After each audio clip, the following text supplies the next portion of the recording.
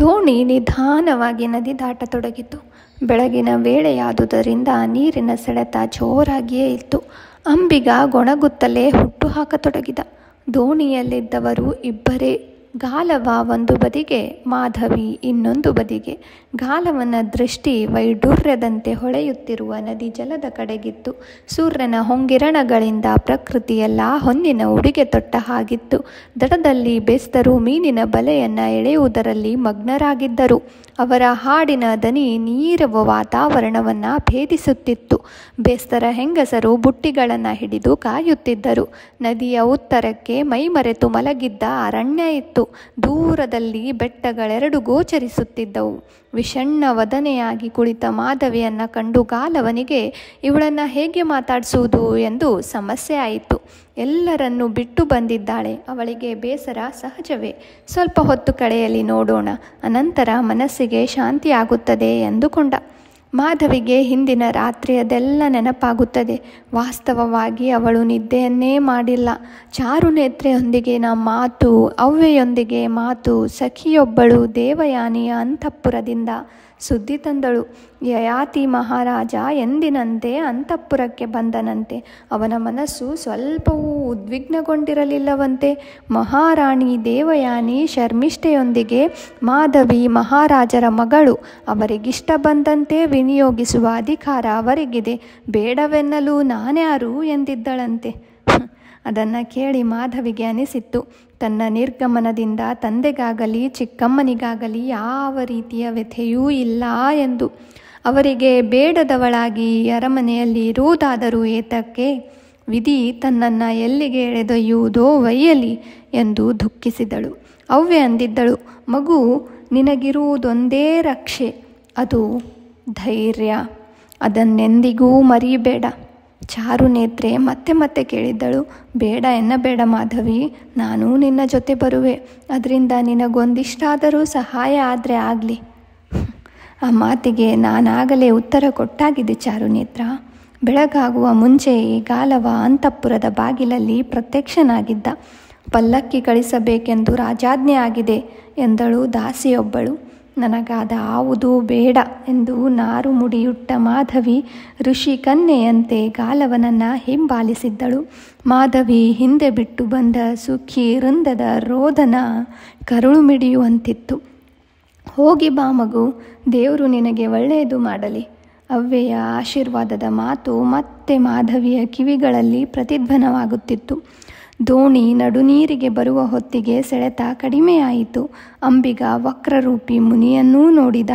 ಹಿಂದಿನ ದಿನವಷ್ಟೇ ಅವನನ್ನು ತಾನು ನದಿ ದಾಟಿಸಿ ಕರೆದುಕೊಂಡು ಬಂದಿದ್ದೆ, ಈಗ ವಾಪಸ್ಸು ಹೋಗುತ್ತಿದ್ದಾನೆ.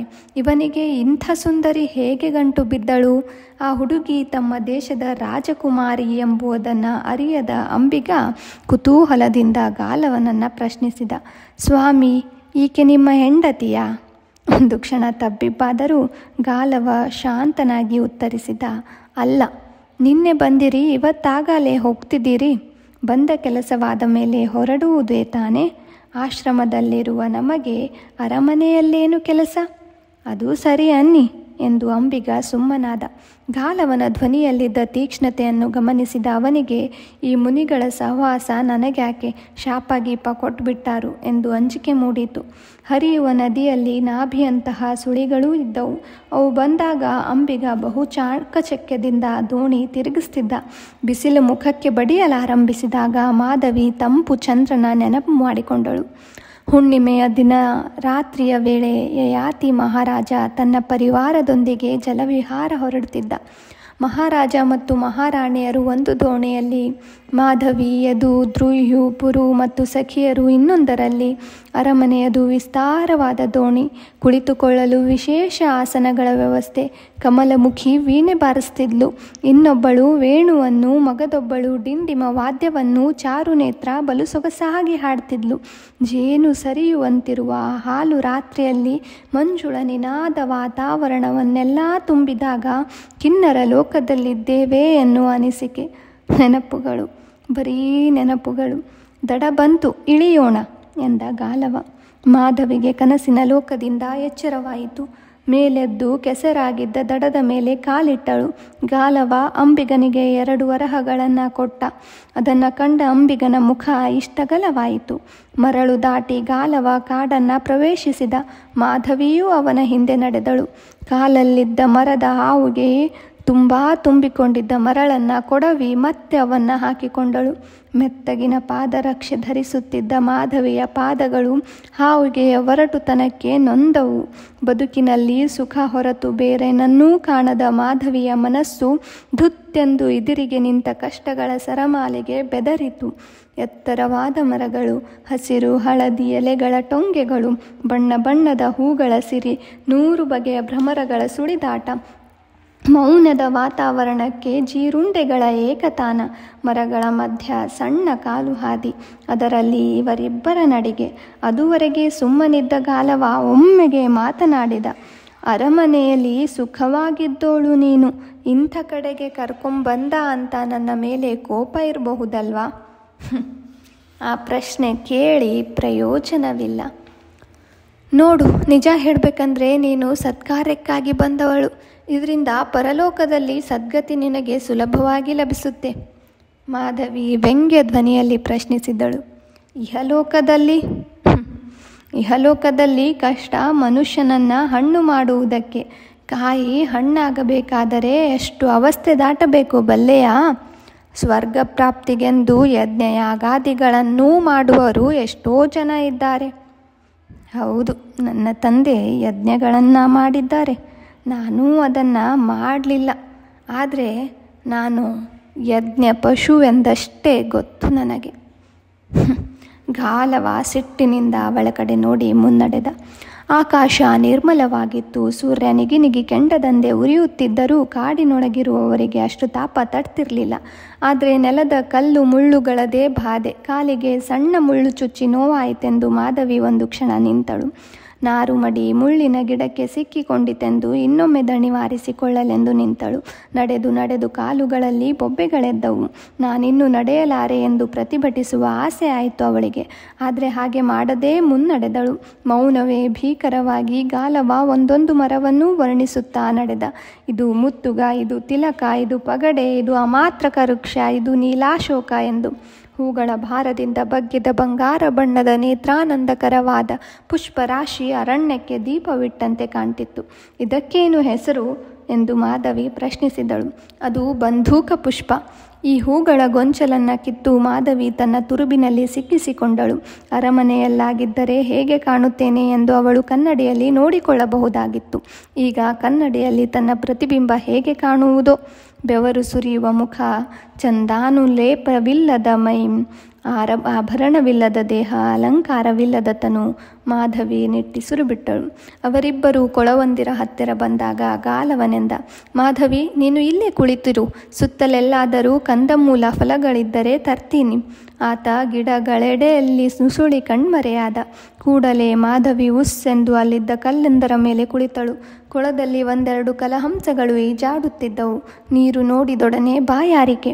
ಅವಳು ಕೆಳಗಿಳಿದು ಸ್ವಚ್ಛವಾದ ನೀರನ್ನು ಬೊಗಸೆಯಲ್ಲೆತ್ತಿ ಕುಡಿದಳು. ಬಂಗಾರದ ಗಿಂಡಿಗಳಿಲ್ಲ, ಬೆಳ್ಳಿಯ ಪಾತ್ರೆಗಳಿಲ್ಲ, ಕೈಯೊಂದೇ ಆಧಾರ. ಸಮಾಧಾನವಾಯಿತು. ಪ್ರಯಾಣದ ಅರ್ಧ ಆಯಾಸ ಕಡಿಮೆಯಾದಂತೆನಿಸಿತು. ಮತ್ತೆ ಕಲ್ಲಿನ ಸೋಪಾನದ ಮೇಲೆ ಬಂದು ಕುಳಿತಳು. ಈಗ ತಾನು ಅಲ್ಲಿಂದೆದ್ದು ಹಿಂತಿರುಗಿ ಓಡಿಬಿಟ್ಟರೋ? ಎಲ್ಲಿಗೆ? ದಾರಿಯೂ ತಿಳಿಯದು. ಯಾರಾದರೂ ಪುಣ್ಯವಂತರು ಪ್ರತಿಷ್ಠಾನ ನಗರಕ್ಕೆ ದಾರಿ ತೋರಿಸಿ ಯಾರು? ಚಾರುನೇತ್ರೆ ಅವ್ಯಯರನ್ನು ಮತ್ತೆ ಕಾಣುತ್ತೇನೆ. ಆದರೆ ದಾನ ಕೊಟ್ಟ ತಂದೆ ತನ್ನನ್ನು ಮರಳಿ ಸ್ವೀಕರಿಸಿಯಾನೆ. ಅಷ್ಟರಲ್ಲಿ ಗಾಲವ ಬಂದ. ಅವನ ಕೈಯಲ್ಲಿ ಬಾಳೆಹಣ್ಣುಗಳ ಚಿಪ್ಪೊಂದಿತ್ತು. ಮಾಧವಿಗೆ ಹಸಿವೆ ಆಗಿದ್ದುದರಿಂದ ಅವಳು 4-5 ಹಣ್ಣುಗಳನ್ನು ಗಬಗಬನೆ ತಿಂದಳು. ಅರಮನೆಯಲ್ಲಿ ದಿನವೂ ಅನ್ನ ತವ್ಯಗಳ ಜೊತೆಗೆ ಪರಮಾನ್ನಗಳಿರುತ್ತಿದ್ದವು. ಹಣ್ಣುಗಳ ರಸಾಯನವೋ ಅತ್ಯಂತ ರುಚಿ. ಅದರ ಜೊತೆಗೆ ಕೇಸರಿಯ ಹಾಲು. ಅಷ್ಟರಲ್ಲಿ ಕೊಳದ ಎದುರು ಭಾಗದಿಂದ ದಪದಪ ಶಬ್ದವಾಯಿತು. ಅವರು ನೋಡುತ್ತಿದ್ದಾಗಲೇ ಆನೆಯೊಂದು 2 ಮೆಟ್ಟಿಲು ಕೆಳಗಿಳಿದು ಕಲಹಂಸಗಳನ್ನು ಹೆದರಿಸಿ ಕೊಳವನ್ನು ಕಲಕಿ ನೀರು ಕುಡಿಯತೊಡಗಿತು. ಮಾಧವಿ ಗಾಬರಿಯಿಂದ, ಆನೆ ಈ ಕಡೆ ಬಂದರೇನು ಗತಿ ಎಂದಳು. ಗಾಲವ ನಕ್ಕ. ನಾವೇನೂ ಮಾಡದಿದ್ದರೆ ಆನೆ ನಮ್ಮ ತಂಟೆಗೆ ಬರುವುದಿಲ್ಲ. ಅವನು ಹಾಗೆ ಹೇಳುತ್ತಿದ್ದಂತೆ ಆನೆ ನೀರು ಕುಡಿದು ತಾನು ಬಂದ ಹಾಗೆಯೇ ಹೊರಟು ಹೋಯಿತು. ಹೆದರಿ ಹರಿಣಿಯಾಗಿದ್ದ ಮಾಧವಿ ಮತ್ತೆ ಪ್ರಶ್ನಿಸಿದಳು, ಈ ಕಾಡಿನಲ್ಲಿ ಹುಲಿ ಸಿಂಹಗಳು ಇವೆ, ಅವು ಮನುಷ್ಯರಿಗೇನು ತೊಂದರೆ ಮಾಡೋದಿಲ್ಲವೇ? ಸಾಧಾರಣವಾಗಿ ಹುಲ್ಲೆಯನ್ನೋ ಗೋವನ್ನೋ ತಿನ್ನುತ್ತವೆ. ಅಪರೂಪಕ್ಕೆ ಆಯಸ್ಸು ಕಡಿಮೆಯಾದ ಮನುಷ್ಯರನ್ನು ತಿನ್ನುವುದೂ ಉಂಟು. ತನ್ನ ಆಯಸ್ಸು ಮುಗಿಯಲು ಇನ್ನೂ ಹೆಚ್ಚಿನ ದಿನವಿಲ್ಲ ಎಂದು ಲೆಕ್ಕ ಹಾಕಿಕೊಳ್ಳುತ್ತಾ ಮಾಧವಿ ಮುನ್ನಡೆದಳು. ಆಯಾಸದಿಂದ ಅವಳ ಕಾಲುಗಳು ಭಾರವಾಗಿದ್ದವು. ಸಂಜೆಯಾಗುವ ಹೊತ್ತಿಗೆ ಅವಳ ಹಾವಿಗೆ ಮುರಿಯಿತು. ದಪ್ಪ ಮುಳ್ಳೊಂದು ಪಾದದೊಳ ಹೊಕ್ಕು ರಕ್ತ ಬರಲಾರಂಭವಾಯಿತು. ಮಾಧವಿ ನೆಲದ ಮೇಲೆ ಕುಳಿತು ನೆಟ್ಟ ಮುಳ್ಳನ್ನು ಬಲವಾಗಿ ಎಳೆದು ತೆಗೆದಳು. ರಕ್ತ ಮತ್ತೂ ಜೋರಾಗಿ ಸುರಿಯತೊಡಗಿತು. ಅರಮನೆಯಲ್ಲಾಗಿದ್ದರೆ ಪಾದವನ್ನು ವೈದ್ಯರು ಬಂದು ಬಿಸಿ ನೀರಿನಿಂದ ತೊಳೆದು ಅವೇ ಔಷಧಿ ಕಟ್ಟುತ್ತಿದ್ದಳು. ನೋವು ಜಾಸ್ತಿ ಆದರೆ ರಾಜವೈದ್ಯರು ಬಂದು ನೋಡಿ ಹೋಗ್ತಿದ್ರು. ಹತ್ತಿರವಿದ್ದ ಎಲೆಯೊಂದರಿಂದ ರಕ್ತವೊಂದನ್ನು ಒರೆಸಿ ಸೆರಗನ್ನು ಹರಿದು ಸಣ್ಣ ತುಂಡೊಂದನ್ನು ಬಿಗಿಯಾಗಿ ಕಟ್ಟಿದಳು. ರಕ್ತ ಒಸರುವುದು ನಿಂತರೂ ನೋವು ಬಲವಾಗಿತ್ತು. ಸ್ವಲ್ಪ ದೂರ ಹೋಗೋಣ, ಇಲ್ಲೆಲ್ಲಾದರೂ ಆಶ್ರಮವಿದೆಯಾ ನೋಡೋಣ ಎಂದು ಗಾಲವನೆಂದಾಗ ಮಾಧವಿ ಸಿಟ್ಟಿನಿಂದ ಪ್ರತಿಭಟಿಸಿದಳು. ನೀವು ಹೋಗಿ ನೋಡಿ ಬನ್ನಿ, ನನಗೆ ಒಂದು ಹೆಜ್ಜೆನೂ ಇಡೋಕ್ಕೆ ಸಾಧ್ಯ ಇಲ್ಲ. ಗಾಲವ ಅತ್ತ ಹೋದೊಡನೆ ಮಾಧವಿಗೆ ಭೀತಿ. ಹುಲಿ ಸಿಂಹಗಳು ಬಂದು ತನ್ನನ್ನೀಗಲೇ ಮುಗಿಸಿಬಿಟ್ಟರೆ ಎಂದು ಮರುಕ್ಷಣ ಅನಿಸಿತು. ಈ ನರಕ ಯಾತನೆ ಪಡುವುದಕ್ಕಿಂತ ಸತ್ತರೇ ಒಳ್ಳೆಯದಲ್ಲವೇ? ಎಲೆಗಳುದುರಿದ್ದ ನೆಲದ ಮೇಲೆ ಅವಳು ಮಲಗಿದಳು. ಹಂಸತೂಲಿ ಕಾತಲ್ಪ ಮೆತ್ತನೆಯ ರೇಷ್ಮೆ ದಿಂಬುಗಳು, ತುಪ್ಪಳದ ಹಾಸಿಗೆ, ಲಾವಂಚದ ಬೀಸಣಿಗೆ. ಆಯಾಸದಿಂದ ನಿದ್ದೆ ಬಂತು. ಮಾಧವಿ, ಎದ್ದೇಳು, ಇಲ್ಲೇ ಕೂಗಳತೆಯ ದೂರದಲ್ಲಿ ಹಳೆಯ ಆಶ್ರಮವೊಂದಿದೆ. ರಾತ್ರಿ ಅಲ್ಲಿ ಕಳೆದು ಬೆಳಗ್ಗೆದ್ದು ಮುಂದೆ ಹೋಗೋಣ. ಮಾಧವಿ ಕಣ್ಣು ತೆರೆದಳು. ಗಾಲವನ ಕೈಯಲ್ಲಿ ಸೊಪ್ಪು ಬೇರುಗಳಿದ್ದವು. ಅವನ್ನು ಕಲ್ಲಿನ ಮೇಲಿಟ್ಟು ಜಜ್ಜಿ ಆ ಔಷಧಿಯನ್ನು ಅರಳಿ ಎಲೆಯ ಮೇಲಿರಿಸಿ ಗಾಲವ ಅವಳ ಗಾಯವಾದ ಕಾಲಿಗೆ ಕಟ್ಟಿದ. ಅದರಿಂದ ಮಾಧವಿಗೆ ಕಾಲಿನ ನೋವು ಬಹಳ ಮಟ್ಟಿಗೆ ಕಡಿಮೆ ಆಯಿತು. ಅವಳು ಕುಂಟುತ್ತಾ ಹತ್ತಿರದಲ್ಲೇ ಇದ್ದ ಪರ್ಣಕುಟೀರಕ್ಕೆ ನಡೆದಳು.